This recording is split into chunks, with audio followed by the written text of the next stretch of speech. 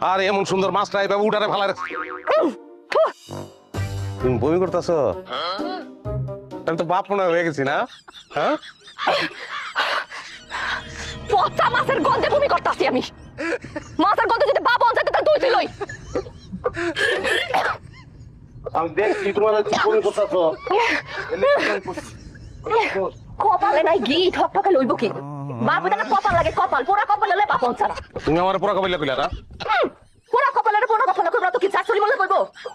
এত বড় একটা মাছ কিনার সময় কিনা ভালো না খারাপ এটা কি তুমি বুঝো নাই? হ্যাঁ, আপনার যোগ্যতা নাই তোমার, বুঝছো? তুমি একটা অমানুষ। আর একটা পচা মাছ আনছি, এর লিগে তুমি আমার অমানুষ কিবা? ও মাছ কইতে পারো মাছটা রে? অমানুষ কমো না তো কি কমু? হ্যাঁ, একটা ছোট্ট বাচ্চারও যদি কই একটা ভালো মাছ লইতে পারো, আল্লাহ তো তোমার বিবেক বিবেচনা কিছু দেয় নাই। গাদা না বলো তুমি আমরা কত এইরকম একটা মাছ আমার কি নাকের মধ্যে ছিদ্র দেয় নাই? আরে একটা কথা বলি, একটা কথা যদি আর কইছস তুই, কইলে কি করবা? পচা মাছ দিয়ে বাইরে মেরে ফেলাম তোরে। মানুষ ছিল তুই?